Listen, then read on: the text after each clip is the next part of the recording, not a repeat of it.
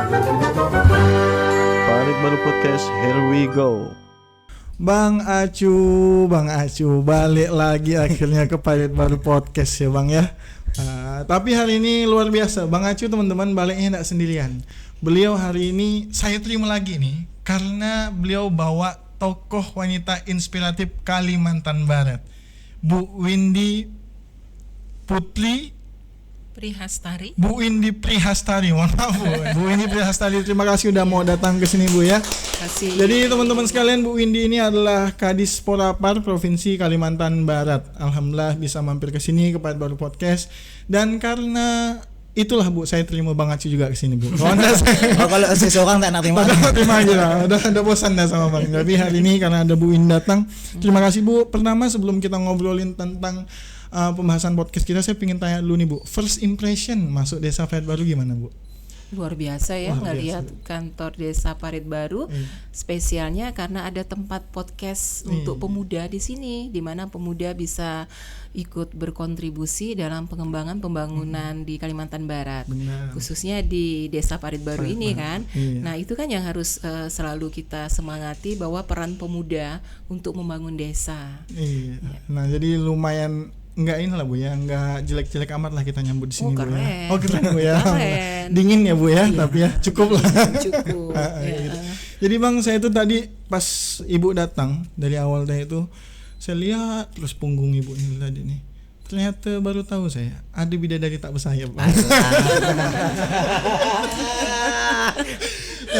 Nah, tapi saya karena kagum, selain beliau ini juga good looking tapi juga good thinking. Terbukti menciptakan karya-karya yang nanti akan kita bahas, yaitu salah satunya film Langkah Kedua. Benar ya Bu ya?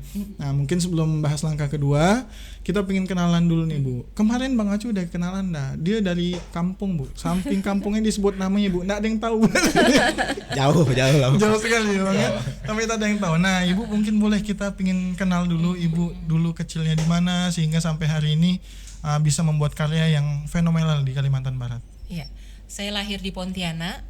Tanggal 28 Oktober 1978. 78 Bu? 78. Saya yang 95 malu mungkin.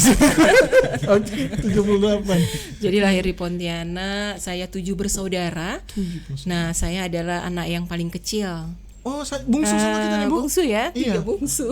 Ya, bungsu sama iya. Ya, saya bersekolah dari TK, SD di Bruder Nusa Indah, kemudian SMP Suster, SMA-nya SMA Negeri 1 Pontianak. Waduh, SMA-nya SMA yang saya ditolak lah gitu. Iya.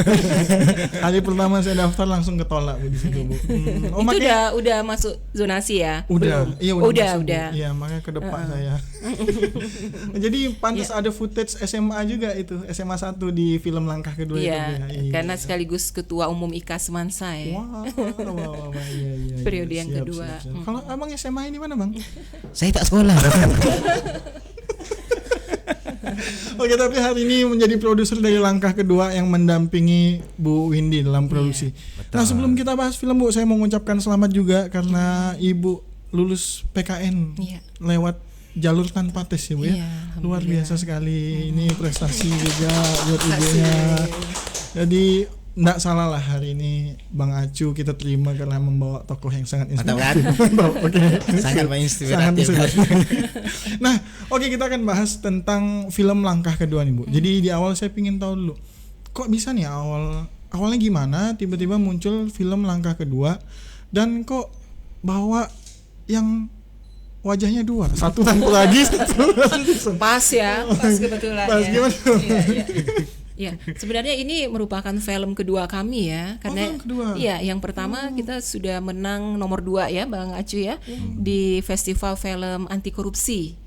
Yang diselenggarakan oleh KPK pada waktu itu ya. Nah, kenapa ini kita kembali lagi membuat film? Ini tentunya saya kembali lagi terhadap tugas dan pokok dan fungsi saya, tupoksi saya sebagai Kepala Dinas Kepemudaan, Olahraga dan Pariwisata. Ada ekrapnya juga di dalamnya. Nah, jadi kami sejak saya menjadi Kadis Porapar di tahun 2020, kita di internal itu bahkan eksternal sudah terbiasa bekerja itu tidak parsial. Jadi ada bidang destinasi di situ, pemuda, olahraga, pariwisata, ekrap. Itu nggak boleh berjalan sendiri-sendiri, tidak boleh berdiri sendiri-sendiri, tapi harus bekerja bersama membentuk suatu tim. Nah, itu kan kita harus kuatkan tim di dalam dulu, baru kita bisa berinteraksi dengan masyarakat. Nah, di masyarakatnya baru kita bisa merangkul ke 5 bidang ini.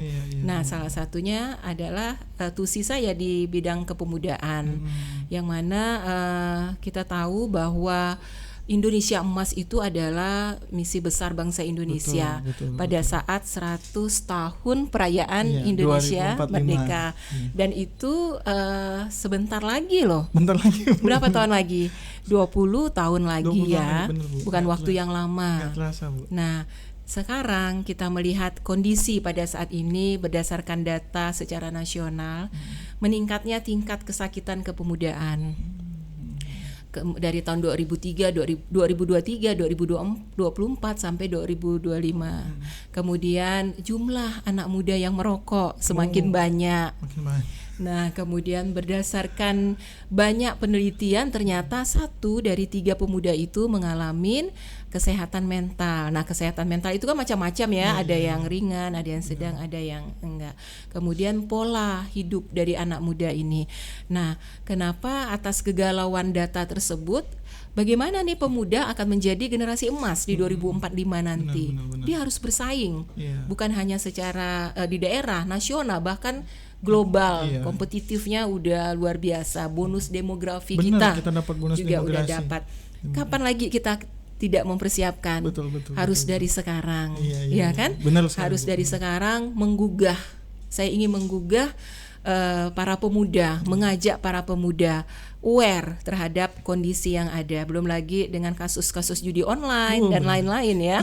Nah, jadi kami mempersiapkan bahwa pemuda ini bukan harus sehat fisik saja, tapi juga harus sehat mental dan sehat religi ya, spiritualnya, religinya harus bagus juga ya. Nah, untuk itu kami membuat suatu buku panduan untuk menuju generasi emas 2045 yang dikenal dengan Gema Emas 2045. Gema Emas 2045.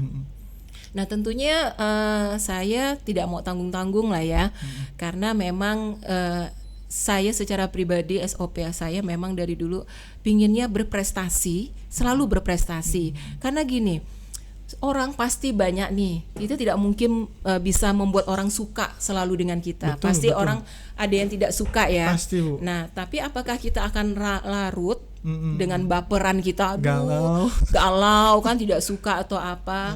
Nah, kita harus mempunyai strategi gimana melawannya itu dengan berprestasi. Lawan dengan karya ya. Lawan dengan karya, lawan dengan prestasi. Nah, untuk itu makanya setiap pelaksanaan tugas kami di Porapar itu selalu harus nih tingkat nasional. Jangan hanya di daerah aja. Nah, makanya target kita harus menyampaikan ini ke tingkat nasional. Kami linknya memang di Kementerian Pemuda dan Olahraga. Nah, kita sampaikan proposal ini, kemudian dengan cara apa biar pemuda ini menarik. Kan kalau dikasih buku aja kan enggak terlalu suka ya. Nah, zaman sekarang bukan aja pemuda, ini kan ngelihat ini aja HP bangun tidur kita semua udah langsung lihat cari HP kan. Nah, itu kan literasi digital sekarang kan. Nah, buku itu pun kami buat secara barcode digital, bisa dilihat secara digital ya. Asik. Akhirnya kita mempunyai langkah strategis, kenapa kita nggak bikin film? Kebetulan film ini adalah salah satu 17 subsektor ekonomi kreatif yang memang ada di tupoksi kami. Di bidang ekonomi kreatif. Dalam rangka mengembangkan itu, mengajak pemudanya sendiri untuk berkarya. Untuk mengembangkan sektor perfilman, kemudian ada jingle ya, ada lagu, ada jingle juga, sektor musik, kemudian di olahraganya kami menciptakan senam Gema Emas 2045. Paket lengkap. Nah, jadi agar mereka menarik menonton film dan melihat bahwa memang kejadian yang di film itu memang banyak yang terjadi kan. Betul. Kenapa disebut langkah kedua? Bahwa setiap orang ada kesempatan untuk memperbaiki diri. Kan ceritanya kan seperti itu ya. Benar. Maka dari ceritanya. itu Ibu merangkul pemuda, salah satu pemuda Kalbar yaitu Bang Acu, Bang ya, Acu untuk memproduseri film Langkah Kedua dengan aktornya juga pemuda yang berprestasi yang jadi Dimas itu ya. Dimas. Bukan Yang Dimas jadi kamu ya. Betul, berprestasi. Nah, kemudian alhamdulillah program ini diterima oleh Kementerian Pemuda dan Olahraga ya. Nah, mereka akan menyediakan waktu kami kemarin untuk mensosialisasikan ini ke Dinas Pemuda Olahraga se-Indonesia. Wow. Nah, tanggapan mereka sangat apresiasi. Menurut mereka di provinsi yang lain belum pernah nih ada nih usulan program dari daerah. Biasa kan kita nerima sosialisasi programnya dari kementerian aja nih. Kita laksanakan. Iya. Nah, ini katanya Kalimantan Barat kok berani ya katanya inisiator mengusulkan katanya kan karena memang ini belum pernah ada. Betul. Dari kementerian kan belum pernah ada program secara khusus yang langsung ke pemuda. Iya. Gerakan Pemuda Sehat dengan umur tadi tuh umur pemuda ya 16 sampai 30 tahun. Berarti saya pas masih pemuda. Masih ya. Nah, Bang Acu pertama kali dipilih sama Ibu untuk ikut bergabung dalam proyek ini skala nasional. Gimana perasaannya, Bang? Oh, luar biasa sekali. Nah, saya tuh ketika Ibu bilang, Bang Acu, kita mau buat film nih, tadi kan. Saya dah senang tuh, sangat luar biasa. Asik saya bilang, saya udah beri kesempatan lagi nih. Nah, jadi saya ni muji ndak depan belakang. Nah, ini saya ndak depan belakang, serius. Saya paling senang ketika saya dapat callingan dari Ibu Windy. Iya. Kenapa? Karena setiap callingan dari Bu Windy dia selalu memberikan peluang kepada saya untuk berkarya dan dapat hal-hal baru. Oh ya, experience baru. Oh ya, sebelumnya kita saya bikin video yang hanya bisa dinikmati di sosial media dengan berkat Bu Windy memberikan kesempatan kami selaku pemuda kreatif Kalimantan Barat nih bisa nonton muka sendiri di bioskop. Di layar lebar ya, Bang. Bayangkan tuh. Kalau di kampung layar tancap. Layar tancap. Itu pun payah nak masuk. Ini layar bioskop. Bayangkan. Betul. Apa nak bangga aku. Jadi senang sekali lah Bang ya ditunjuk Bang ya. Senang sekali lah. Cuman saya melihat ini agak sedih Bang. Kenapa? Saya tak diajak.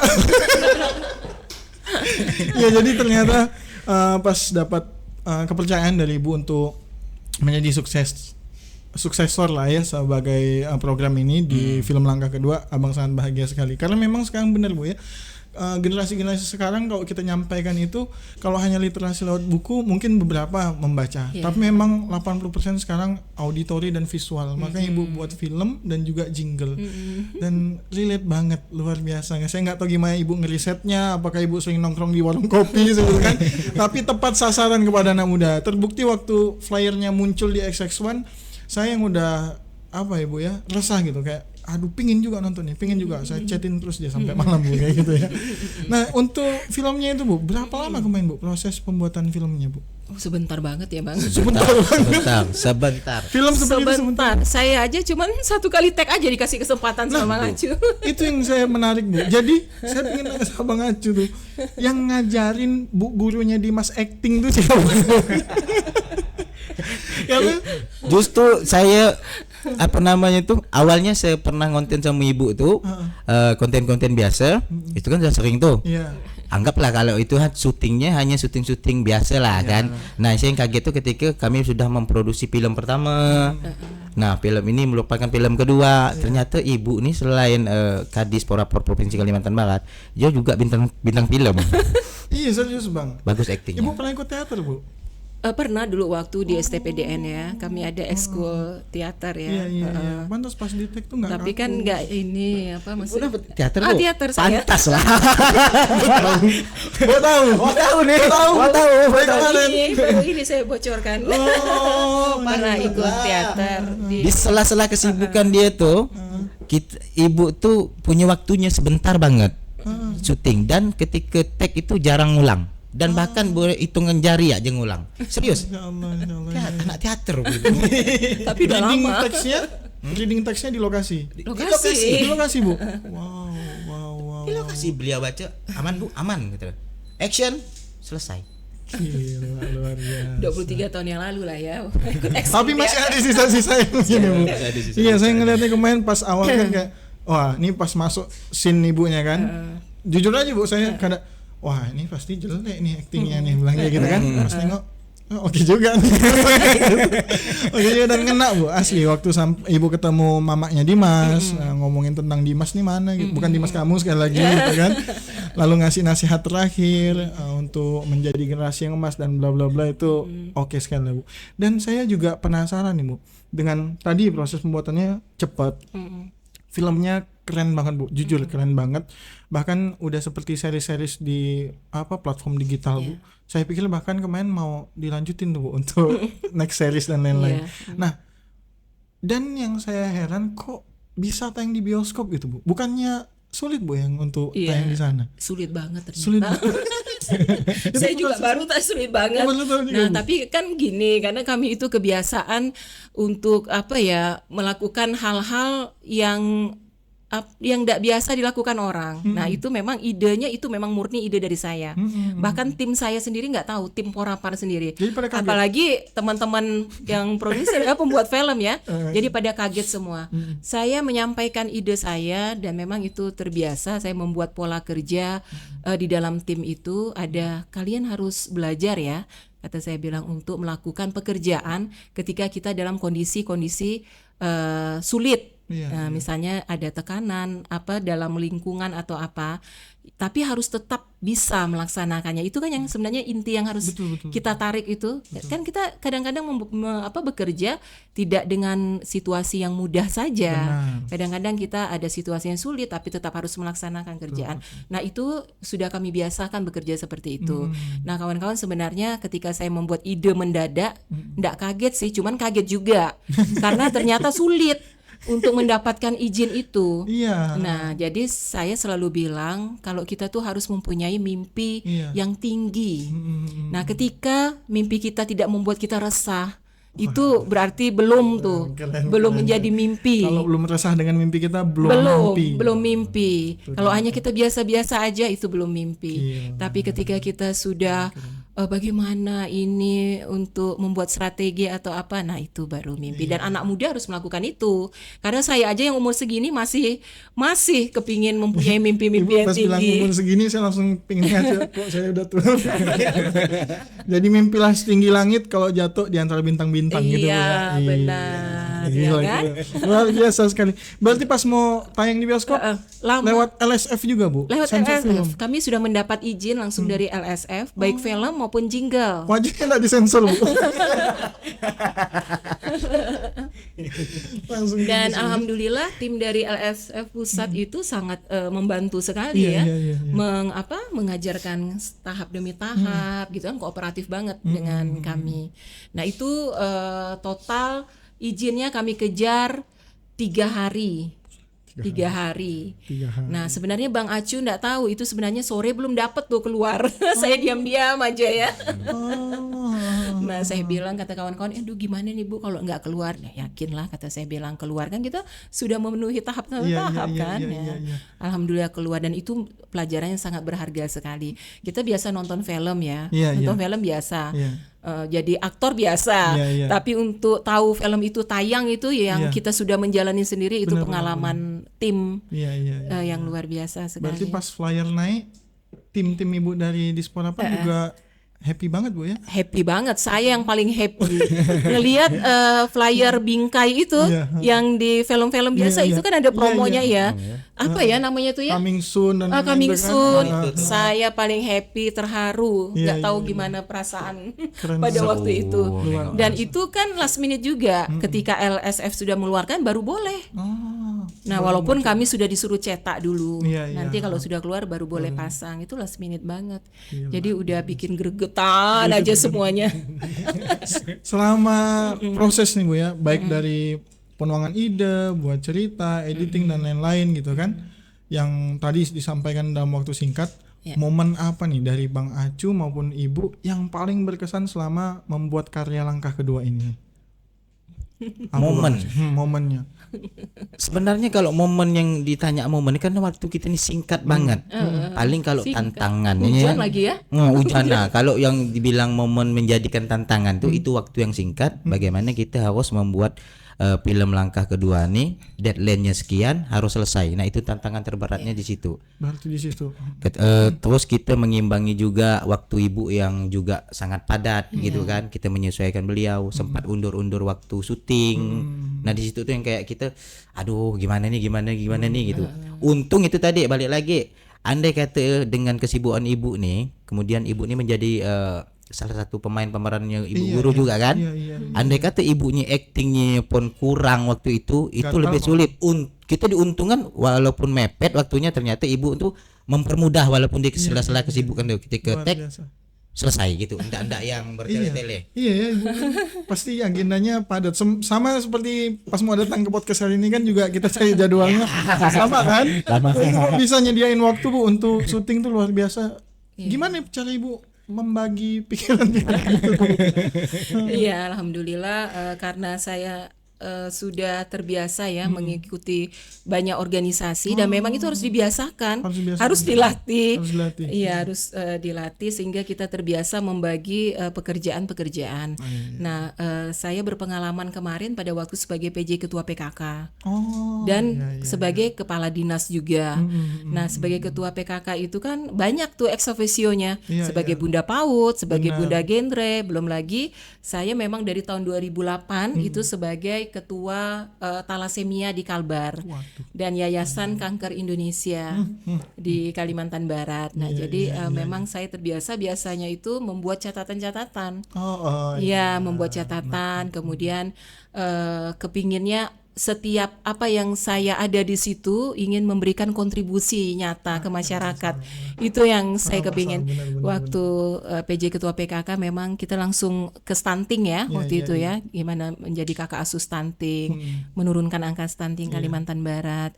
Nah, jadi tapi saya kan pada waktu itu tidak boleh juga membiarkan Dinas Porapar ini terbengkalai. Betul. Nah, makanya mungkin perlu manajemen tim yang kuat di situ, organisasi. Jadi di mana ada Ibu di situ ada karya Ibu ya. Saya senang tuh dengan prinsip itu tuh Bu, karena memang saya pribadi pun lagi belajar seperti itu. Pokok di mana ada saya, di situ harus ada sesuatu yang baru yang punya manfaat.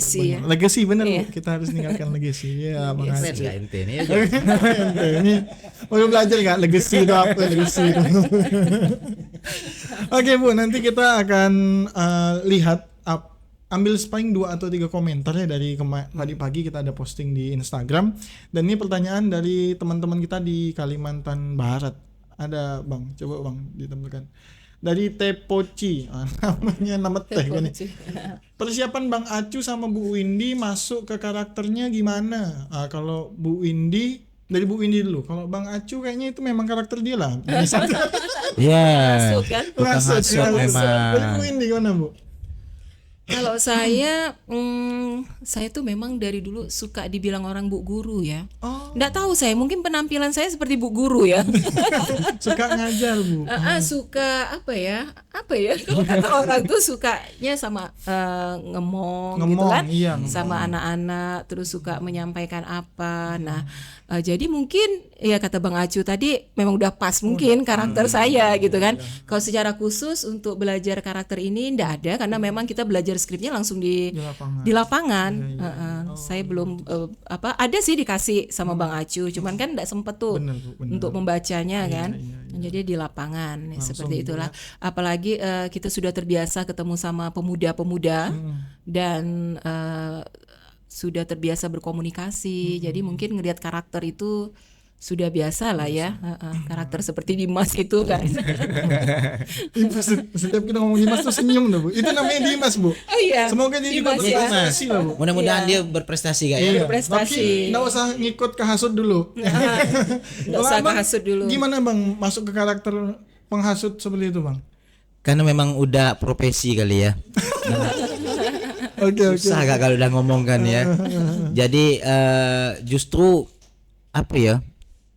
Kalau yang karakter yang kayak gini itu saya rasa tuh kayak lebih enggak begitu sulit, kecuali suatu saat dihadapkan dengan tantangan misal disuruh film yang kayak sedih, menjadi orang mungkin itu agak perlu persiapan yang benar-benar inilah. Kalau kayak menghasut gini nih mungkin bawaan sehari-hari kali ya.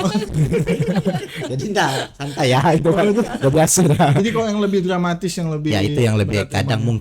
mungkin agak lebih sulit butuh persiapan lah. Untuk apa, acting nangis gitu. Acting nangis kan itu butuh apa ya, ngumpulkan emosional gitu kan supaya dapat nih. Tapi ada bang, buat abang tipsnya kalau pengen cepet nangis. Apa tuh? Pakai cermin. Muka sendiri. Yes. Oh iya masuk akal loh.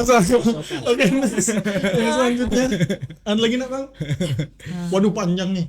Film langkah kedua dan berkaitan generasi muda. Pertanyaannya saat di Pontianak banyak sekali budaya nongkrong. Setiap kopi shop mayoritas anak muda nongkrong sampai subuh. Karena dengan budaya nongkrong tidak ada tujuan. Pertanyaannya, ini siapa sih nanya? Pertanyaannya, ada ya sih rencana dari Disporapar kerjasama dengan coffee shop yang ada di Pontianak buat kegiatan untuk pelatihan buat anak muda Pontianak. Jadi anak-anak muda yang bisa nongkrong sambil belajar. Intinya nongkrong sambil belajar di kafe gitu Bu. Karena Sudah. di Pontianak tuh Sudah kita lakukan, sudah, Bu, rutin ya? kita lakukan. Nah, Udah. jadi kalau aku pengen di-mention coffee shop mana kita datang nanti. Gitu. Siap. Kami bikin pelatihan di coffee shop.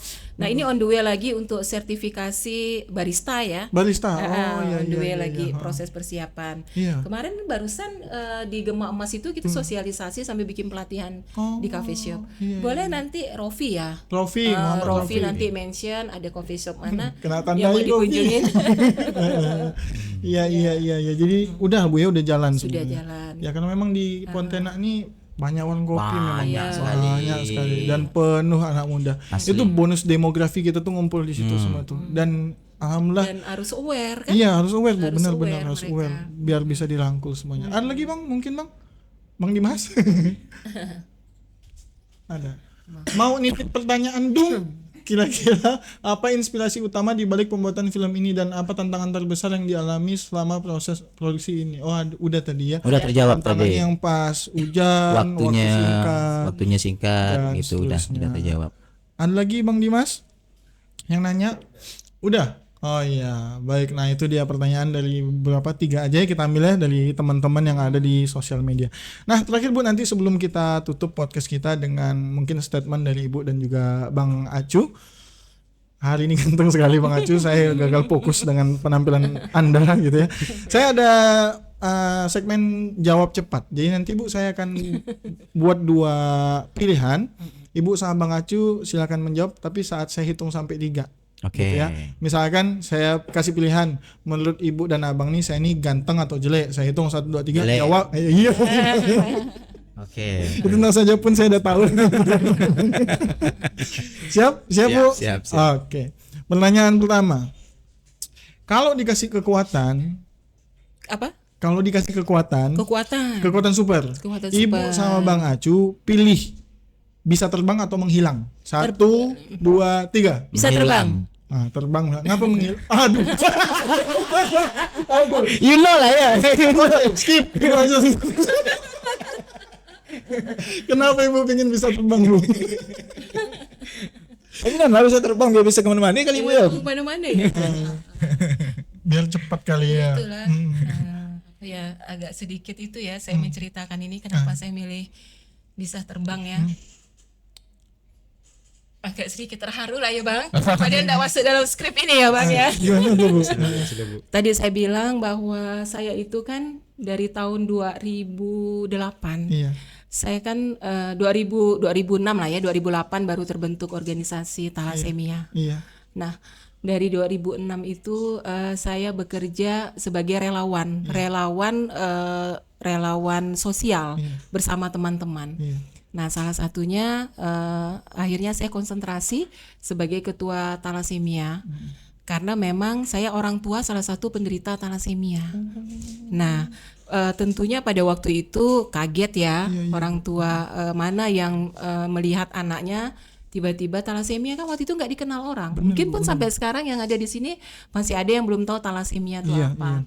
Nah, pada waktu itu saya melihat ternyata banyak anak Kalimantan Barat ini yang terkena thalassemia. ya kan? Nah, saya pelajarin secara otodidak kenapa thalassemia itu dan lain-lain, dan itu perlu adanya gerakan-gerakan mensosialisasikan thalassemia. Nah, disitulah kami sejak itu kami mensosialisasikan, kemudian berkiprah langsung membantu.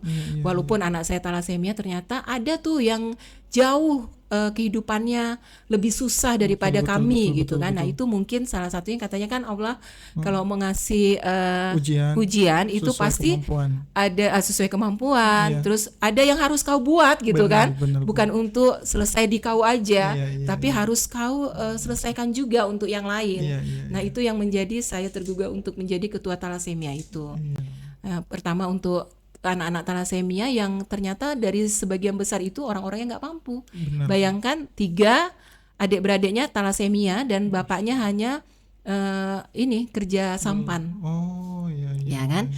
Nah, mungkin next kita bisa bicara lagi tentang thalassemia. Nah, sampai saat ini kita masih berjuang tentang thalassemia ini. Bagaimana para pemuda ini sebenarnya harus tahu sebelum menikah harus screening dulu.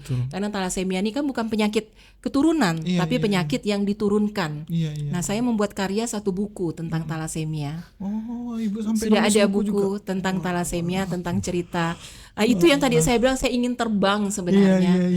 Ingin cepat rasanya agar kembali lagi kita nih aware gitu kan. Karena ini kan seperti gunung es. Dia tuh di dalam tuh karena sebagian besar 75% masyarakat Indonesia adalah pembawa gen thalassemia. Nah, bagaimana kalau misalnya tidak tahu, ketemu anaknya thalassemia. Thalassemia ini kan harus rutin transfusi. Sampai sekarang juga harus rutin transfusi. Alhamdulillah anak saya sekarang pada saat ini dari umur 3 tahun, sekarang dia sudah hampir mau koas di Fakultas Kedokteran. Jadi dia semangatnya tinggi sekali.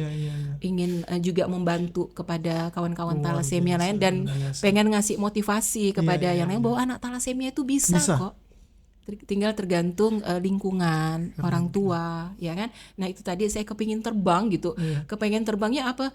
Kepengen terbang ke Pak Presiden gitu kan. Pak, ini loh Pak thalassemia nih Pak.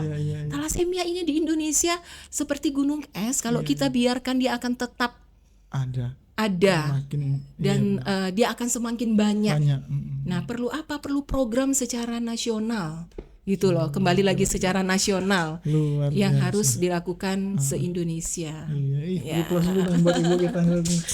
Wah, selain karyanya banyak, menulis film, sosialnya juga tinggi dan banyak sekali mungkin bermanfaat buat orang seperti itu. Jadi ya semoga buat seluruh penduduk di Indonesia maupun dimanapun yang mendengarkan yang lagi menderita penyakit thalassemia atau yang lainnya, semoga segera diberi kesembuhan oleh Allah Subhanahu wa taala dan bisa dicontoh bahwasanya tidak ada penghambat untuk kesuksesan yang menghambat kadang diri kita sendiri. Anak ibu sekarang mau koas. Insyaallah jadi dokter yang bermanfaat juga buat bangsa dan negara.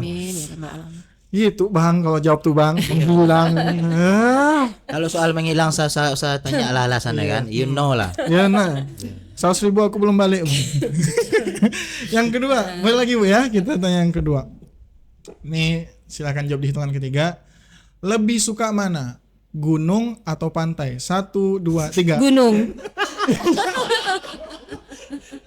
Suruh jawab. Pantai lah, pantai. Oke. Suka pantai? Ya, karena you know lah. Ibu jawab pantai dulu. Suka jawab lo. Ibu tanya jawab lalu. Karena pilihannya ada 2 Bu, antara gunung dan pantai. Saya memang dari dulu kurang suka apa sih kalau hiking. Kurang ini saya.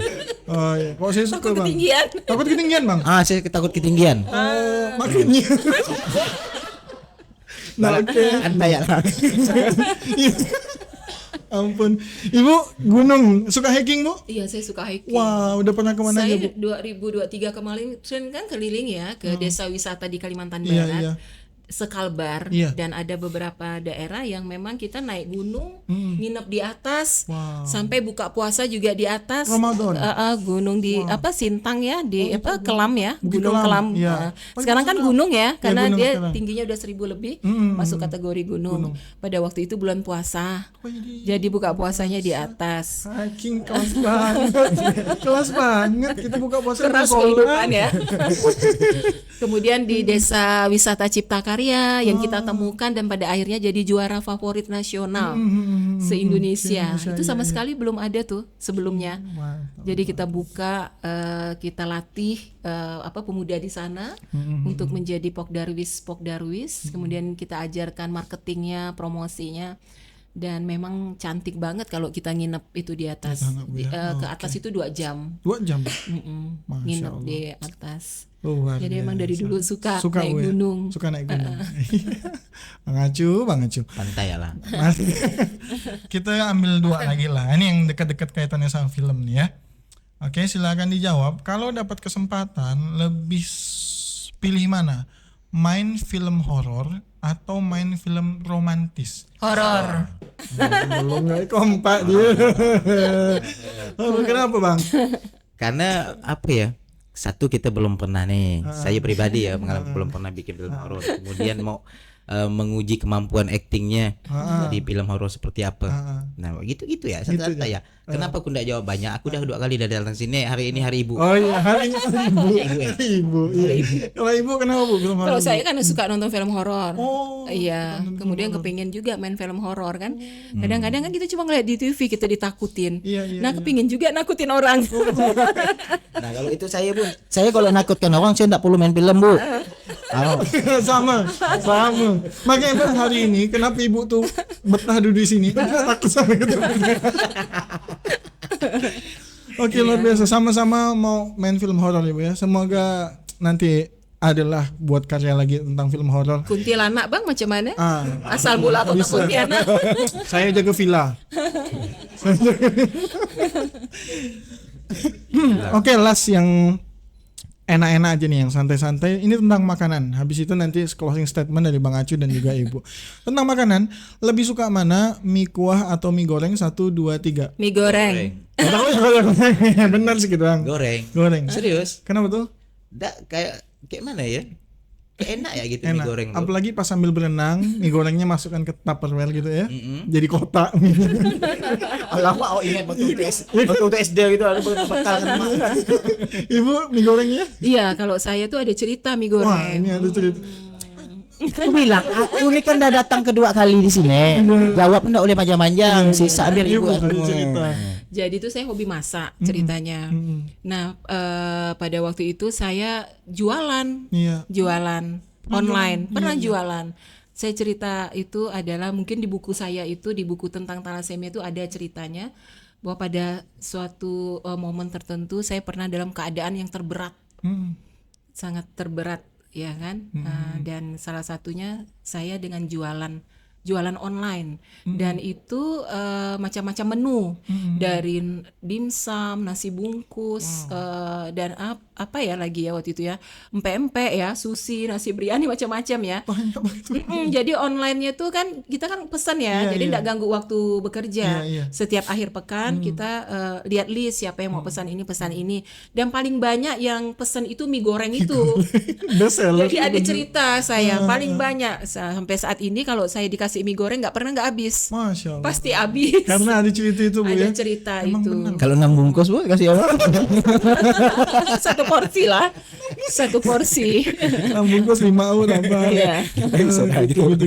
Memang benar bu, kalau kita pernah melakukan sesuatu tuh lebih kayak bisa menghargai bu. Ibu kalau dikasih mie goreng pasti habis. Kalau saya tuh bang kan semua orang jualan gerobaan. Gerobak dimakan.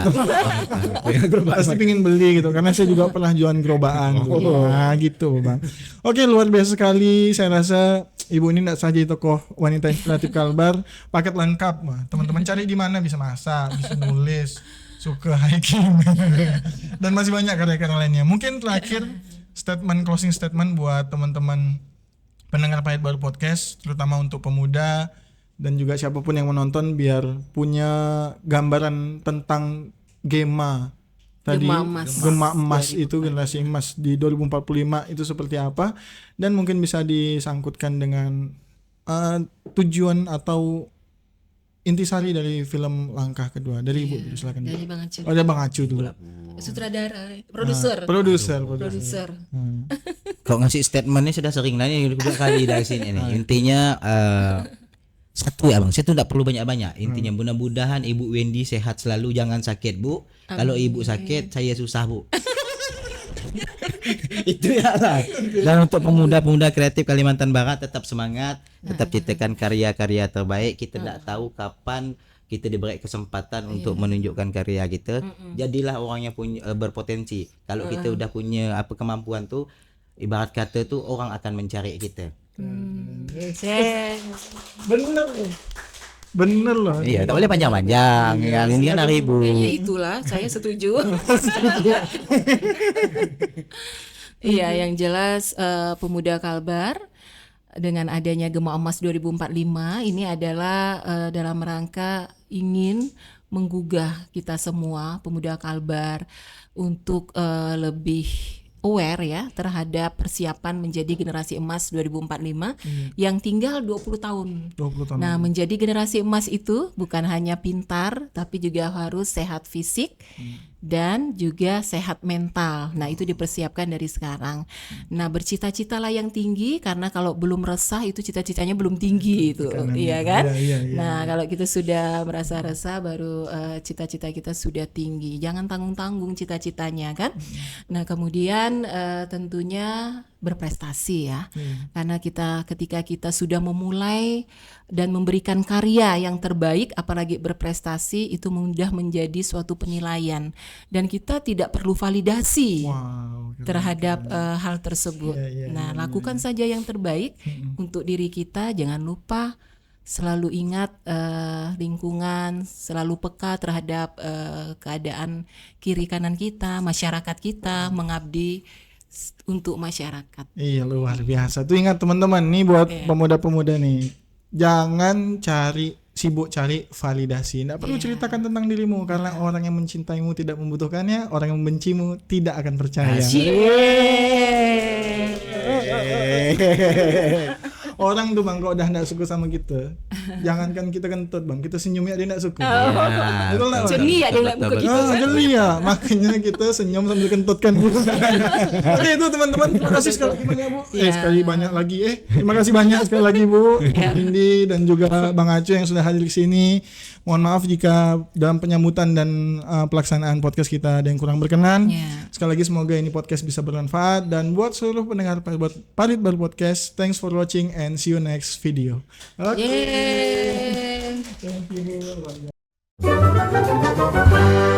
Parit Baru Podcast, here we go.